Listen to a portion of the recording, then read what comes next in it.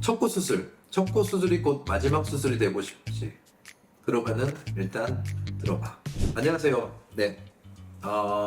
요즘은 이제 척구 수술을 하시고 싶으신 분들이 문의가 더 많이 늘고 있어요. 근데 저희가 이제 좀 자가 조직을 많이 사용하는 병원, 유독 조금 더 고집스러울 정도로 그쪽으로 많이 설명을 드려가지고 처음 듣는데 실리콘 안 쓰고 그게 가능해? 이런 분들도 사실 있어요. 그랬을 때 저는 모든 거를 다 설명을 드립니다. 그렇기 때문에 상담 시간이 좀 길어지거나 그렇게 되는데 이렇게 장황하게 설명드리면 가끔가다 어려워하시는 분들이 있어요. 무슨 말이야?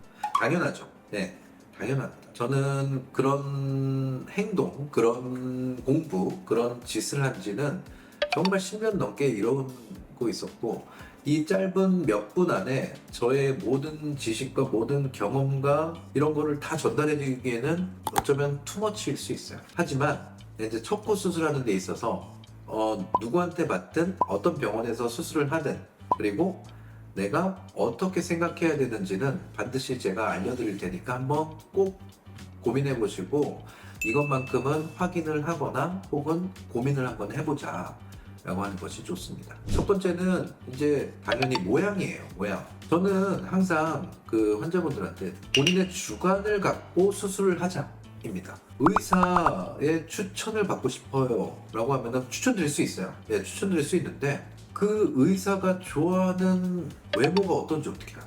그 의사가 막 레브리코를 좋아하는 사람이면 어떡할 거야? 그 의사를 시험에 들게 하지 말고 그냥 첫 번째는 그냥 저는 이렇게 바뀌었으면 좋겠어요.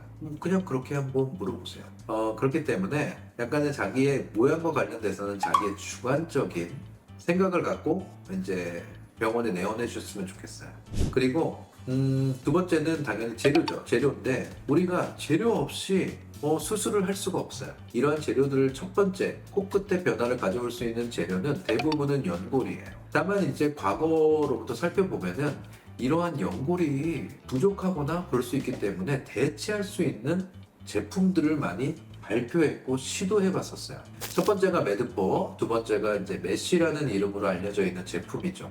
실제로도 이제 좀 제법 그 시기 때는 많이 사용을 했지만 지금 어떻습니까? 매드포 사용하겠다는 의사, 그다음에 많이 없죠. 부작용을 경험했기 때문이에요. 그것 때문에 고생도 많이들 하신 분들도 많을 거고. 근데 왜 그러냐면은 제가 지금 이 순간 말하고 우습고 떠들고 막 먹을 때, 밥 먹을 때 코끝이 움직이기 때문에 코끝은 계속 움직이는 거예요. 그래서 이게 이물질과 맞닿아 있고 지속적인 마찰을 일으키는 기간이 길면 길수록 내 코, 그 다음에 비주, 코 안쪽은 부작용이 생길 확률이 점차적으로 누적되고 높아져 가고 있는 겁니다. 그렇기 때문에 여기는 가능한 한 그러한 확률을 낮출 수 있는 재료는 다시 뭐다? 곧 내 몸에서 나오는 자가조직이다. 예요. 그래서 코끝에 사용할 수 있는 재료는 크게 세 가지입니다. 당연히 내 거라는 거고요. 그 다음에 비중격, 코 안에 오른쪽과 왼쪽을 가로지르고 있는, 가운데를 경계를 쥐고 있는 연골 부분이죠. 두 번째는 쉽게 채취할 수 있는 귀연골이죠. 그리고 마지막은 자가늑연골이에요. 이 세 가지는 코끝에 사용할 수가 있습니다. 그렇게 되면 우리가 코끝은 정리가 된 거예요. 다른 거는 생각하실 필요 없어요. 내 몸에서 사용해야 돼요. 근데 비중격이 클까? 두꺼울까? 라고 볼 때는 사람마다 너무 달라요. 그러면은 대부분 수술하는 데 있어서는 코가 작으신 분들이 높게 원하는 게 대부분인 거예요. 그러면은 내가 코가 작아? 그럼 비중격은 클까? 라고 생각하는 거는 굉장히 큰 물음표를 갖고 계셔야 됩니다. 비중격이 뭐 이렇게 고무처럼 쭉 늘어나는 것도 아니잖아요. 그리고 두 번째는 귀연골입니다. 귀연골은 치명적인 단점 아닌 단점은 뭐냐면 휘어져 있어요, 일단. 그래서 직선의 느낌을 살릴 수 있기에는 약간 귀여운 부족하고 어떤 분은 또 귀가 작기도 하고 어떤 분은 귀가 또 크기도 하고 그래서 제한적인 요소가 있어요.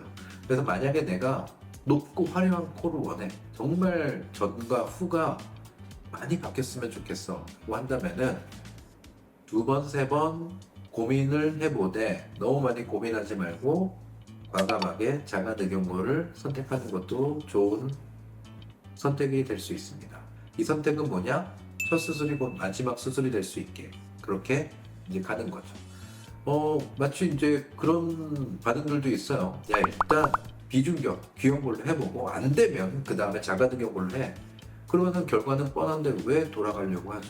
왜 두 번, 세 번 재수술을 하려고 합니까? 첫 번째부터 잘 하면 됩니다. 그래서 이제 첫 코끝에 대한 재료는 우리가 고민해봐야 될 사항에 대해서 정리해봤고, 두 번째는 콧대예요. 자, 콧대는 대부분 올리죠. 그러면은 올리는 거는 사실 생각을 해보세요. 우리가 쉽게 생각하는 필러 같은 것도 단순히 그냥 액체 성분의 그냥 약품이잖아요. 근데 그 밑에 넣었을 때 올라가잖아요. 하다못해 주사로 물을 넣어도 이게 당분간 흡수되지 않은 상태에서는 올라가는 거예요. 그러면은 뭘 넣어도 괜찮아요. 다만 그게 유지가 되면 되는 거예요. 그리고 더더군다나 기왕이면은 내가 죽을 때까지 유지가 됐으면 좋겠어요. 그런 재료가 뭐가 있을까? 없습니다. 없고 사실 그래서 이것도 확률 싸움이에요. 첫 번째 우리가 많이 들어본 게 실리콘이죠. 그럼 실리콘 아주 좋은 재료예요. 그리고 굉장히 많이 사용되고 있고, 그렇지만 수년 전부터 굉장히 이제 실리콘에 의한 코 성형이 많아지면서 더더군다나 우리가 피할 수 없는 부작용들도 많이 발생하고 있습니다. 그래서 실리콘에 대한 부작용은 뭐 여러 가지가 있어요. 가장 큰 건 우리가 피하고 싶은 거, 그리고 의사로서 저도 피하고 싶은 거는 구축이에요. 구축 반응은 누구한테나 발생을 할 수 있고, 그 다음에 기간은 뭐 10년 있다 발생한 20년 아니에요. 1년 있다가 발생할 수도 있고 6개월 만에 발생할 수도 있습니다. 그 두 번째는 우리가 뭐 내 거로 하자면서요 라고 하면서 진피를 생각할 수 있습니다. 대부분은 엉덩이 부분에서 채취를 해가지고 이제 콧대에 올리게 됩니다. 근데 우리가 만져보면은 진피란 게 도대체 뭘까? 그냥 피부 조직이에요. 말하자면은. 근데 이게 과연 1년, 5년, 10년간 유지가 될까? 라고 봤을 때는 저는 약간 좀 부정적입니다. 따라서 진피란 거는 콧대에 올렸을 때 약간 좀 치료적 목적으로 가는 게 옳다고 생각해서 첫 번째 수술이라면은 굳이 진피를 선택할 필요는 없다라고 생각을 합니다. 과거에는 실리콘과 쌍벽을 이루고 있는 고어텍스가 있었죠. 하지만 요즘 뭐 이제 고어텍스 쓰는 병원들은 많이 없고 그걸 문의해 주시는 환자분들도 많이 없긴 해요. 그렇지만 여전히 고어텍스는 실리콘과 거의 비슷한 효과를 내지만 약간 조금 더 자연스럽고, 다만 이제 고어텍스 자체는 그 표면 자체에 작은 구멍들이 있기 때문에 주변 조직을 약간 좀 물고 안정되고 휘어지지 않게 움직이지 않게 이렇게 유지가 되는 장점이자 단점이 있을 수 있어요. 그럼 마지막으로는 우리가 자가늑연골. 아까 자가늑연골은 꼿꼿 찌려도 되잖아요. 맞아요. 그러니까 같은 늑연골을 채취하면은 자가늑연골은 그 양이 충분하기 때문에 콧대에도 사용을 할 수가 있습니다. 그렇기 때문에 자가늑연골을 콧대에 사용했을 경우에는 높이도 높일 수 있고 그 다음에 핀코도 잡을 수 있는 그런 좋은 재료이기도 해요. 그래서 요즘은 크게 두 가지입니다. 결과적으로는 그래서 결론이 뭐야? 라고 한다면은 실리콘을 사용할 거냐 아니면은 자가늑연골로 할 거냐, 그 두 가지 중에 고민을 해보시고 결정하시는 것이 좋습니다. 그래서 그래도 난 모르겠어 라고 한다면은 저희 댓글을 달아주시거나 혹은 전화 주고 내원해 주셔가지고 제가 조금 더 사진 자료와 함께 조금 더 세세하게 설명드릴 수 있는 그런 시간을 가질 수 있으니까 언제든지 편하게 문의 주시기 바랍니다. 감사합니다.